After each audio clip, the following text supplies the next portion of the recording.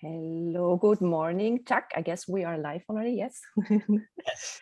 Well, good to see you, Bettina. Good to see you. Thank you for being here on your Sunday morning with us again.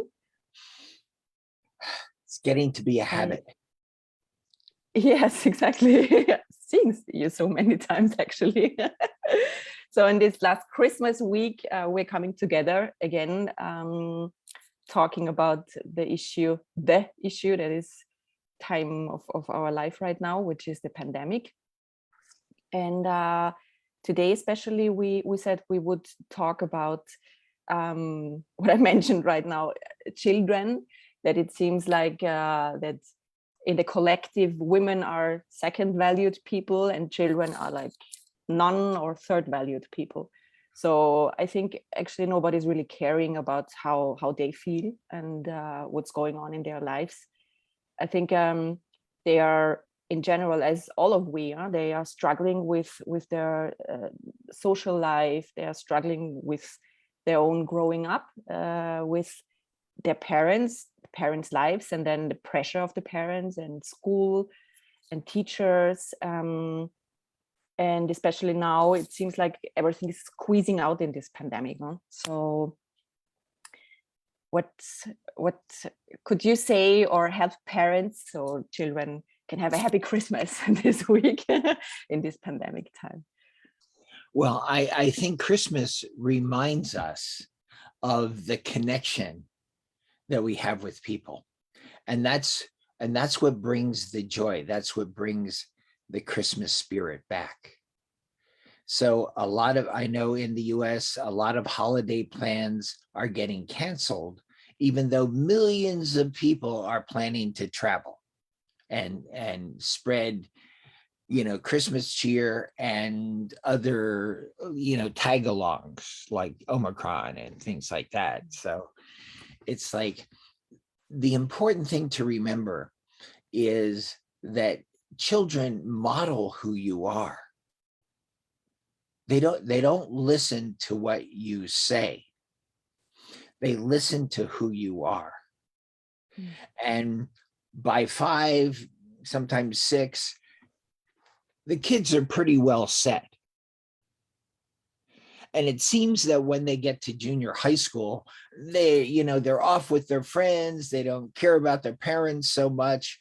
And they get rebellious to the extent that they weren't bonded when they were young, that they weren't taken care of when they were babies and young children. If they were ignored, then they tend to not listen when they get to those teenage years. So, but all of this can be repaired and restored. And the key to Christmas is, first of all, it's like a lot of people are in survival. And when you're most frightened, that's when you're most likely to attack. Because you don't realize you're already attacking. It's like fear comes from, I studied emotions because I didn't have much control over mine.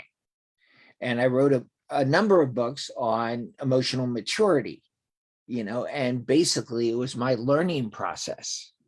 If you're an astrologer, I have no signs in water. So it's like, I didn't know how to handle these emotions, and everything was devastating past childhood. And it's learning how to get out of survival. Like if you're on a plane and they say the oxygen mask comes on, put yours on first and then put your kids on and anybody else's. Mm-hmm. So the key is to get yourself in this place that's out of survival. And you must know that that's not heaven's will for you. There's always a better way that heaven has and will suggest and will guide you if you're open. Though most of us are afraid to hear that guidance, that voice, because we're afraid it'll tell us something that goes against what we believe or what we want, and we think it'll put us into sacrifice. But you got to know that heaven could never do that. It would lose its license, because sacrifice is a major trap, a major psychological trap. So, and it's like, and of course they say that Christ's great sacrifice, but in A Course in Miracles, it says it was meant to be the last useless sacrifice, as an extreme example of him teaching, I have no enemies. You know, forgiveness is my path. You know, his path was love and forgiveness. And so that was a big shift in the world. But of course, if you get unenlightened followers following an enlightened being, where he has one foot in heaven and one foot here, then they're not going to understand everything. They're going to put it in terms of what they know. And if you put it in terms of sacrifice, which is easily misunderstood, then you live a life of sacrifice. And your kids see that heaviness and they see that sadness and they wonder, where's the joy? But the kids are the joy. And if you lost that sight, I've worked with so many people who think that when they came into the family, it endangered the family. The abundance went down. There was scarcity. There was problems, and it was all their fault. That's what a kid does. They blame themselves. So if you help a kid realize, you know, it's like they're innocent and they're the joy. You know, and if you think of it, if you had children, how much you need your children. Yeah. In the same way, God needs us. He would be incomplete without any one of us. So it's to find him in our heart and to share that. But, you know, so many times we get defensive. And so many people are fighting these days because all of that is coming to the surface. And the defensiveness means that we feel we are weak and alone. And actually, what I found is that's what the ego wants us to feel. So we will depend on it. So, you know, if the ego wants to make us special, we're the most special one. But we don't realize that that's a wall between us and our partner, us and our children, us and our parents, us in heaven. And the ego wants to make that forever. It wants to be our God. It wants to make us its bitch. But, you know, it's like it with awareness, you know, you can change all that. You can make another choice. You can respond differently. You can see the problems around you as calls for help, and to just love the people around you, to just bring out whatever gifts you have and energetically share that with the person, because giving makes you happy and it opens the door to receiving. So with children, it's like children are acting out your subconscious and unconscious mind. What you thought you had swept under the carpet, the kids say, hi, Mom. Hi, Dad. Guess who's back? And if you really, now we've done this with gifts and talents, but we've also done this with things we've judged about ourselves. As a matter of fact, at the unconscious level, the world is a reflection of all of our judgments. We judged a part of ourselves, split it up, and projected it on the world. At the soul level, the world is a big mirror. So, you know, how to learn to love the world, because then that sense of the world collapses. It comes back to us as wholeness. And that's the gift forgiveness brings, you know, which was Christ's path. And it's in A Course in Miracles, it says God established that as the path back to heaven. Giving forgiveness, giving forth, instead of judging, instead of withdrawing, instead of saying, you have injured me, you have victimized me, you have insulted my intelligence, you have not respected my authority. And so we judge them and we get wounded and we carry these wounds. But wounds are judgments that you didn't treat me special. Like I deserve to be treated special. But, you know, I've told this so many times to parents complaining about their own parents. As a parent, you know that if you have any gift your child needs, and you haven't been dreadfully wounded, if you have any gift your child needs, you will give it. You will do whatever you can to give it to your child. And so if your parents didn't give you something, it's because they didn't have it. Nobody gave it to them. But it's not God's plan that you be in scarcity. It's not God's plan that you be deprived of anything. Deprivation comes from the ego. So what I've found thousands of times is that what they wanted from their parents and didn't get, they have it inside them. But because they felt privileged and special, they were going, okay, deliver it now, please. And the problem is that we carry that into our relationships. All of our success and defeats in our life comes from our relationships. And our relationships come from our family. And our family comes from these soul patterns. So every life, the ego wants to build itself up to be overblown, to be exaggerated.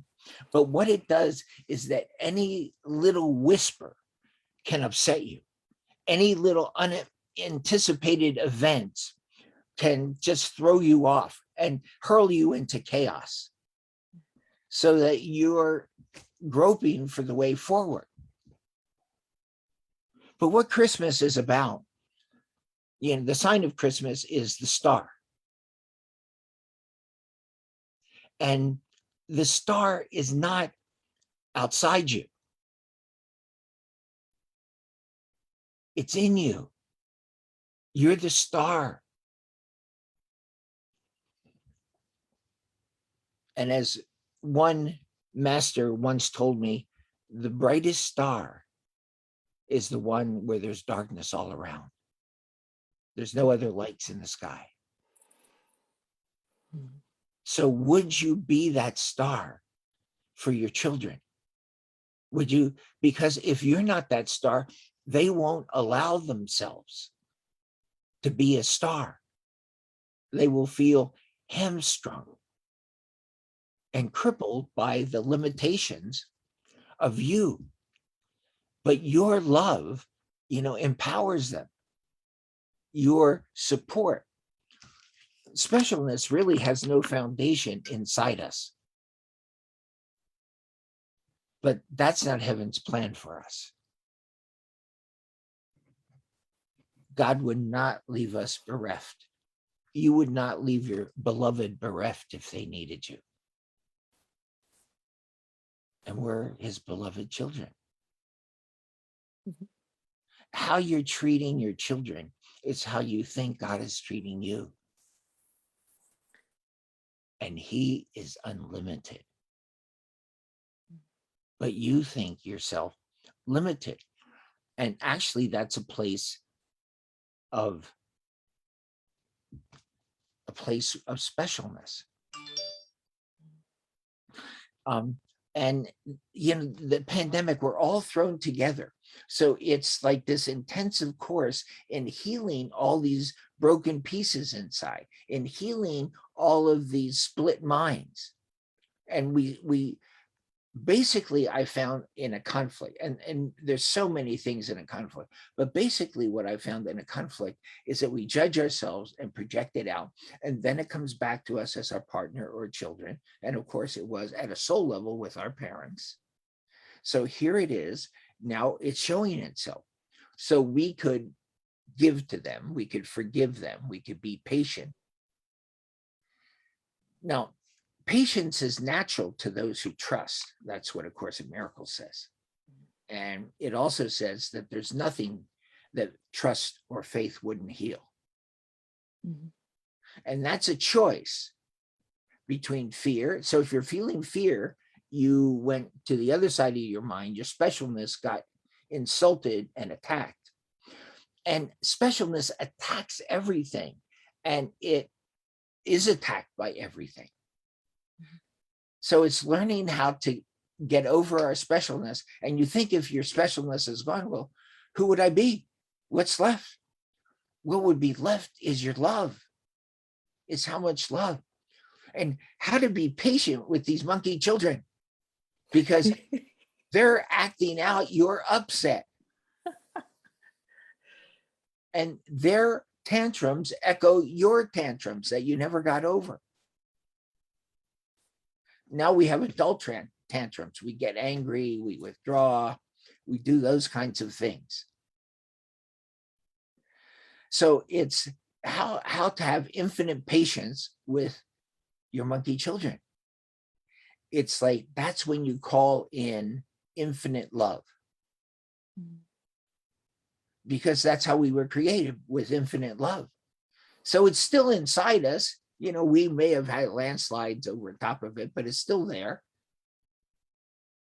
So if we can call on that to have that infinite patience with our children, and that shows them that we trust them, instead of, don't make me come down there. Yeah, a lot of people are thinking, God is saying, don't make me come down there. You know, but he would only come to save us.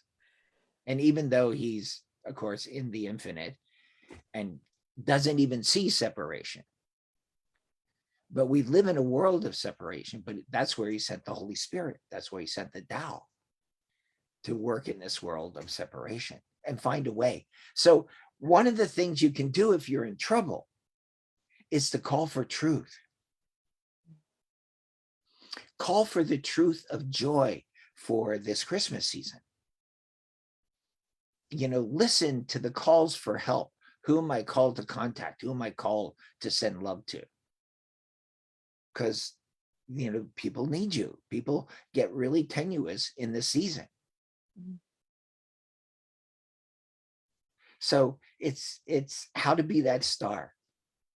First is want to be.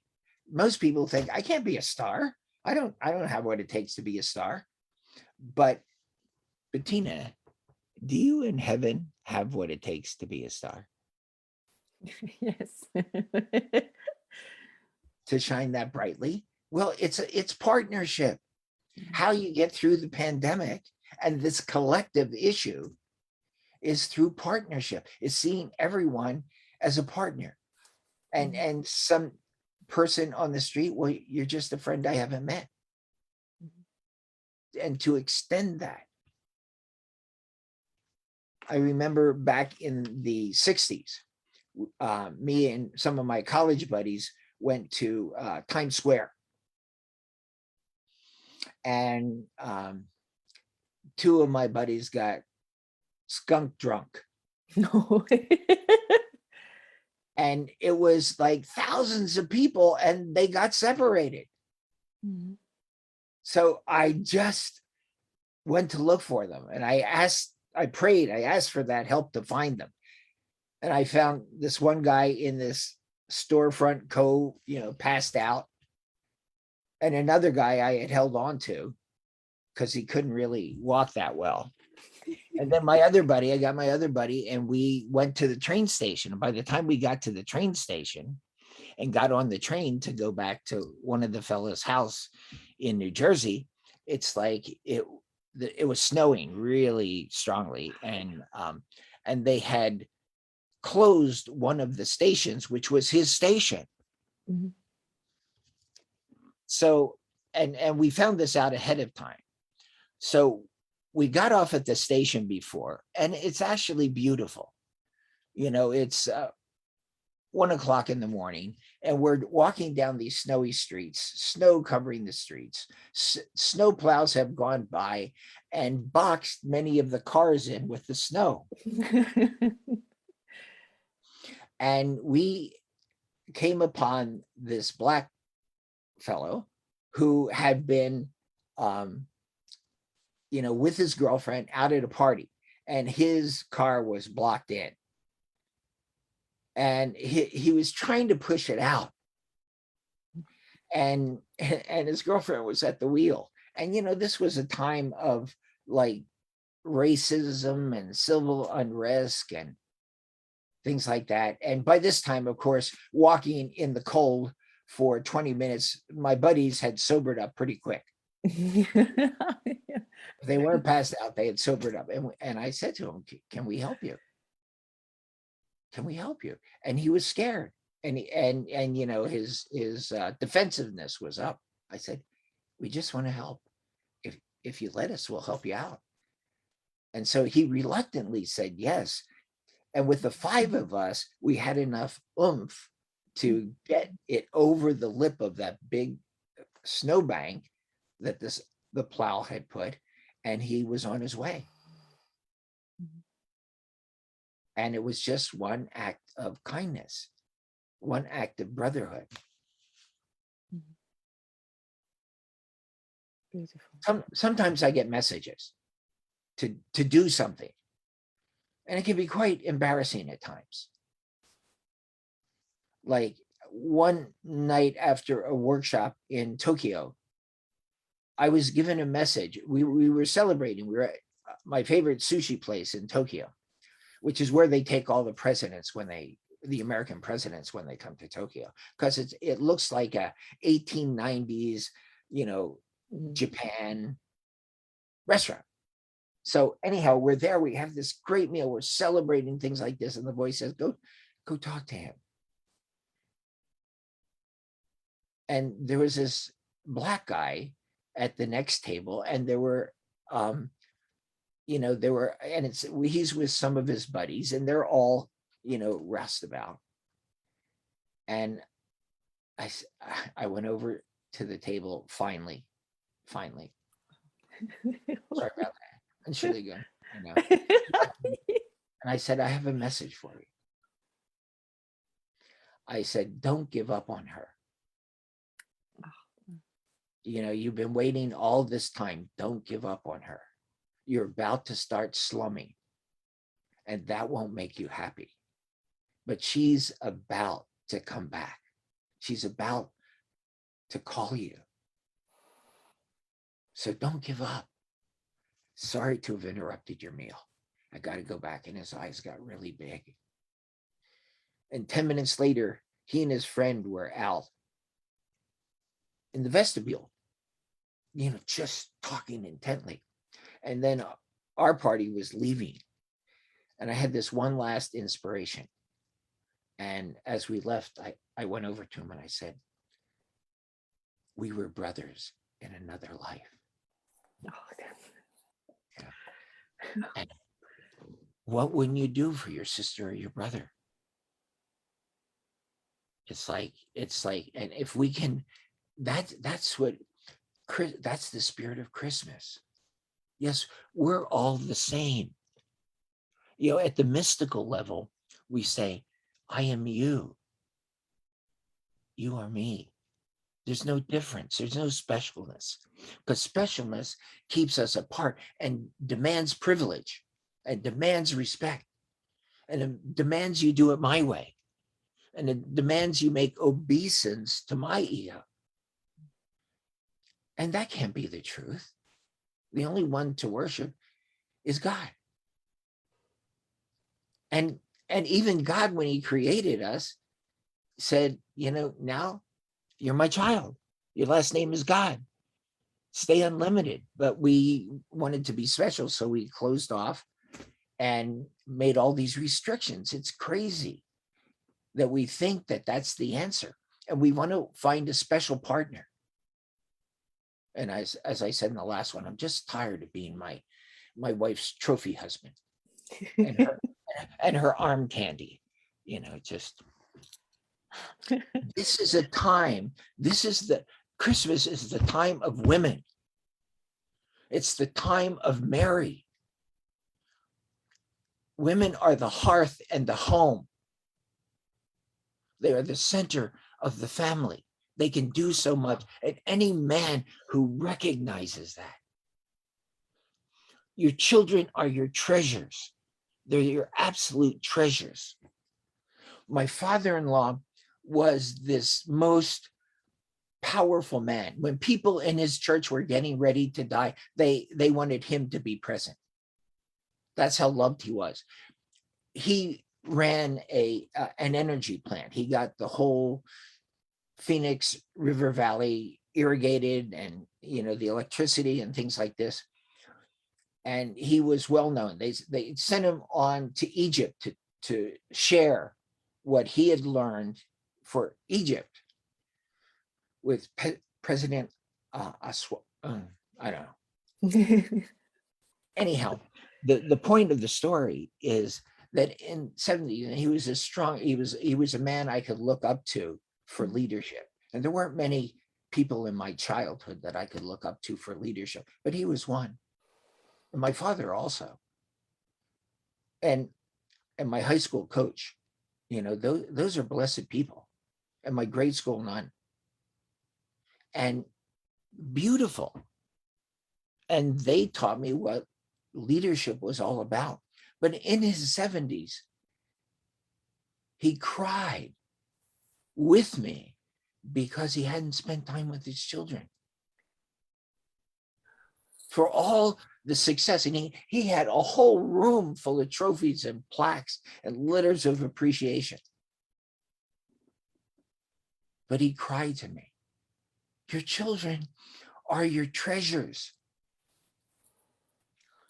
There's an old Arabic proverb which says, when your son grows up, treat him like your brother. When your daughter grows up, treat her like your sister. What we tried to do when we were young with the kids is that we tried to have equality.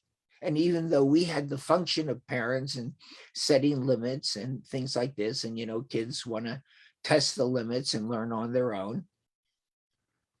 But it's like, as best we could, we gave the kids a voice and even a vote. So we had this bonded family, and we didn't have, rebellion in those teenage years. Because we went to them when they needed us. And when they were babies and they cried, we went to them and we just consoled them. And all of our friends were judging us. And even my in-laws were judging us about taking care of the baby so much. And my father-in-law was watching me changing diapers and doing stuff like that. And he was just like, it was a whole new world for him.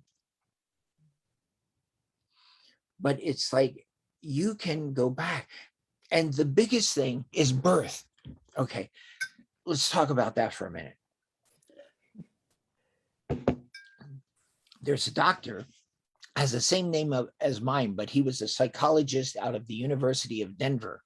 And he did a lot of research on infant bonding and how at birth, the first 16 hours for parents to be present is the most important. Now, right now, we have medical priorities taking precedent. Of course, there's an emergency, absolutely.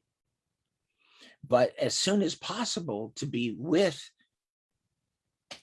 the baby and holding the baby and nursing the baby and loving the baby and to be together for the first 24 hours are crucial to set up a pattern of intimacy for the rest of your life.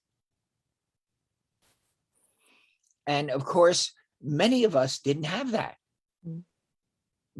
for whatever reason. But heaven's plan is that not be lost for us. So if you can imagine yourself as a baby at your birth and connecting light to light with your mother, light to light with your father, the birth will be easier. And the birth trauma will be lessened. There may be other factors going on also, but this is a main thing. And you could also call in Christ or Mary or Kuan Yin to, join you also and share their lights. Mm. because they know they're all lights. I mean, they show up in form sometimes, at whatever form we need. If you need Buddha, Buddha will show up. Yeah. In China, I told them Buddha was busy, but he sent his little brother. Then I found out that the word for little brother was also the word for penis in Chinese. So I was like, I guess it still worked. I'm Buddha's deity. Okay. There you go. So anyhow, Buddha sent me. So it's like, and you connect up light to light with your parents like that. And you imagine that the power of your mind, because time is an illusion, and you can, shift things. So to go back there and to join with your parents and have that bonding with them, and to get back at track right on your birth, and then imagine being on track with your parents and the rest of your family for your whole life. How sweet it is. And then when you have children, it's the same thing. It's as you're about to, even before that, about to have your baby, it's like you and husband to connect up with the baby, and you can go back to each of the births of your children and give them this gift, so that you imagine yourself being together. I was mentioning this about 2.5 years ago to a group of people. My wife was there and was going, they took me away for hours to give me medical attention. And there was, I wasn't with Christopher. I said, it's okay. I just held him against my chest, and I joined light to light with him and with you. Oh, wow. So it's okay. And they're so close. He's so devoted. So it's like you can restore this feeling. Now, okay. Bettina, tell me a really happy event around Christmas in your childhood. Really a happy event. We had a house in the mountains, and before here in Austria, it's kind of little Jesus is coming, and so we went out in the snow, and so the little Jesus could come and bring the gifts, and it was beautiful. All my family, everybody was walking in the snow, and then we came back, and I was extremely surprised how this really worked, that Jesus really must have came to our house bringing the presents. It was my grandmother's mother who was there. I didn't realize that, but this is the most beautiful. This was so touching and beautiful, and really this Christmas spirit. And about how old were you? 3 comes up. So invite that 3-year-old back into your heart to melt into you once more and be part of your life. It's very jolly. And can you think of another happy Christmas event? Yeah, my brother comes up playing with his car game, actually, and he was holding me. It was very little. So about how old were you then? 1 month comes up. Wow. Can you bring that into you? My brother loved me. Yes. In spite of all the stories I made up about my brother. Mom, he's hitting me, Wow, this is really wow. So how does that feel? Amazing. You jump around. One more, the power of 3. My parents being extremely happy and in love comes to my mind. Wow. How old were you then? 8 comes up. So can you bring your 8-year-old back into you?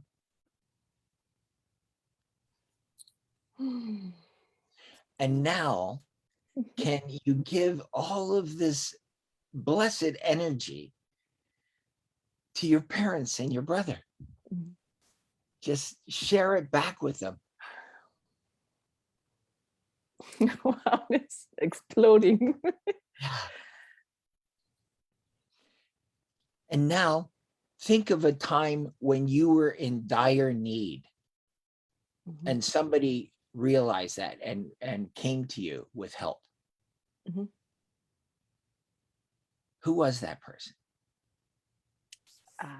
Connie, my best friend. Yeah. Yeah. So can you know how much that touched your heart, that somehow she knew without even you saying? I mean, we live in a world of great makeup where people are hiding their wounds, but you could be at a party and everybody leaves and you go, oh, there's this puddle of blood. Where did that come from? You know, who is that wounded? You know, we blind. But what real leadership is the desire to help. And so when you want to help, you hear the calls for help. And you're going, well, what could I do? That's impossible. You could love them. You could reach out to them, because people can walk through hell itself if there's someone beside them. And Christ is always beside you. Mary is always beside you. If you just realize you're not alone. And so, you know, feel that happiness at being pulled in from the raging river. Mhm. And when you think, I can't reach that person, they're going down the river. Well, take your heart out, because it will stretch as far as it needs to go to reach someone. And a smile, a kind word, to let someone know that you're thinking about them and that you're interested, you're important, that they're important to you. And when you give someone value, you give yourself value too. Always, whatever we do toward another, we do to ourselves. And that's why judgment brings so much suffering. And we don't realize that we're doing it all the time instead of blessing. We can be blessing. Oh, they need help. Let me bless them. Let me call for truth to come into this situation and to free us, because truth always brings freedom and it brings ease. And that's heaven's will for us. That's the way out. So now, who in your world is in such dire need as you were?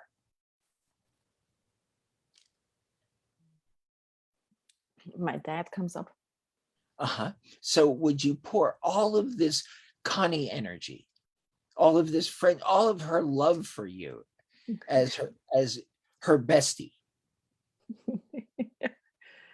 and share that with your papa?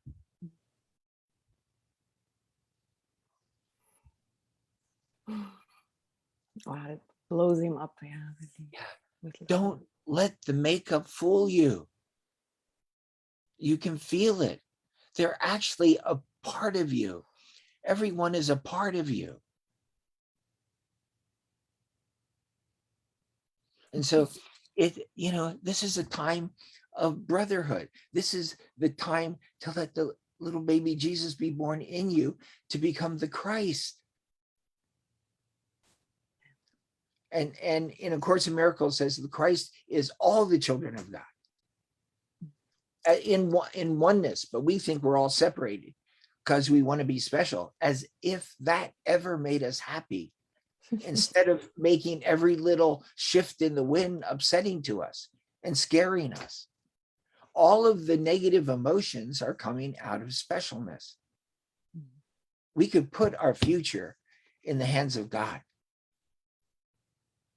Our older brothers and sisters, Buddha and Kuan Yin and Christ and all the saviors, Mary, all the saviors of the world, we can take our place among them just by loving.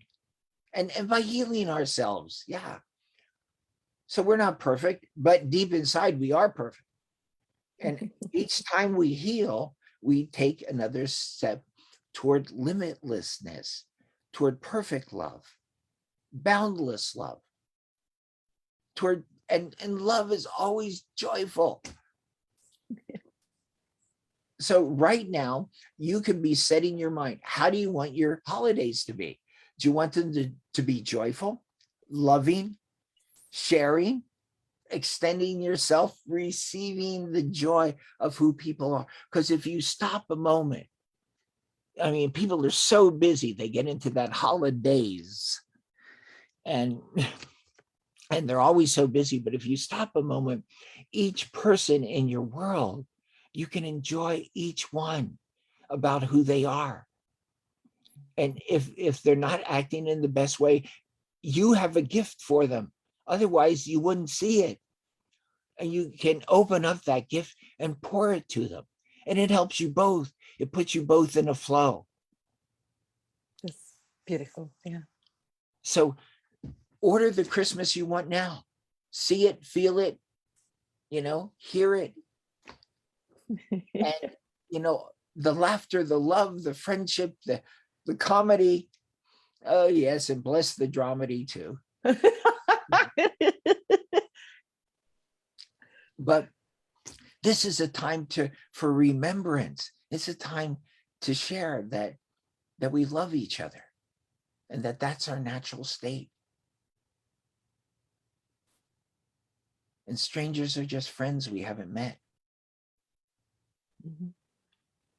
And we can do our best. That's all that's called for. And we can heal ourselves. It says in the Course in Miracles, offer your problems to the Holy Spirit.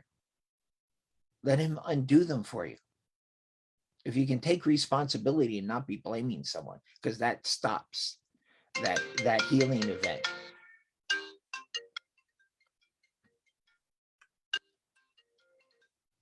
That was a toll-free call wanting my help, I'm sure.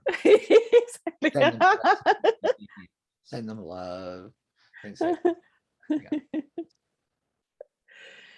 Wow, thank you, Chuck. This was really amazing, I guess, for everybody watching. So Yeah, Christmas we've had hundreds, thousands of reasons to close our heart, but there was no good reason. There was no good reason. Each trauma was a choice point. Go off in the wrong direction and hide and have this little hidden piece inside that never comes out. Or go the right way, and every problem shows that we were afraid of the next stage, the next step. We thought we couldn't handle it. We thought, well, that will give me control. They won't have any expectations on me. But it just went us off on this ego path. And, a step or two off the track and you become a train wreck. So you can make those right choices now. And by opening your heart each time, instead of having a hard heart, by opening your heart, it's like you heal the world, you bless the world. And your presence becomes more benign. Your attack is killing you. It's to remember that every judgment, every one that says, that's a stranger, that's somebody else, then your ego goes, and I'm so special. I would never be like that. I would never do that. So let's make them my stepping stone. But that happens all the time. So, we're always comparing, but comparison brings up this hatred, this specialness about where we weren't treated special. It's crazy. But attack comes from specialness, and then we're completely open to attack. That's what specialness does. Is it says anything can attack me. And the Course in Miracles says anything that walks or breathes or crawls, it's like can attack you. Your specialness, throw you off course, hurl you into chaos. Not the truth. Stars are steadfast. love is steadfast. Be that star of love, and see and feel and hear the Christmas you want and the whole season. See yourself opening your heart many times daily and being impressed with all the gifts that are inside you and the words that come to you to help another. And that helpfulness, and that helps the collective. We're facing a collective issue. And if we don't get to partnership, which is what our generation promised, that's what I found deep in the soul level over 20 years ago, is that we made this promise that we would take the world to interdependence out of independence. And I'm right and you're wrong. And I know the truth. There's only one truth. It's not you got a bit of the truth, but when you join with someone, their truth and your truth get to a higher truth. Mm-hmm. And that's a powerful thing. So starting partnership with our children, a good step. Yes. This Christmas. Yes, because it partners with the child that you were. And you can compensate for your childhood, but that just hides the wounds. You can take how much of what you give to your children is your compensation. And you can take that compensation, or you can ask Mary to take that compensation and bring it down into the wounds that it healed and melt it into wholeness. And then you have the peace. And then you have the desire to respond. Anything your child needs, actually, you have that gift buried inside you. If you were willing to give up some wound, and under the wound is an indulgence. And under the indulgence is some feeling of being privileged and special. And if you're willing to give up that, you'll find you have everything. That you're a treasure house. Thank you, Chuck. This was really so many presents, so many gifts for our Christmas from you. Thank you so very much. Well, Merry Christmas. Merry Christmas to you as well. Say in Hawaii, Mele Kalikimaka. It's Merry Christmas, okay. That's too complicated for me. Yeah. Have wonderful holidays with Lancy and your family, and thank you so much for the whole year for being here for us. And warmest aloha out to everyone. Yes. So thank you, Bettina. From all of us to your family. Thank you so much. Goodbye. Thank you. Ciao, ciao.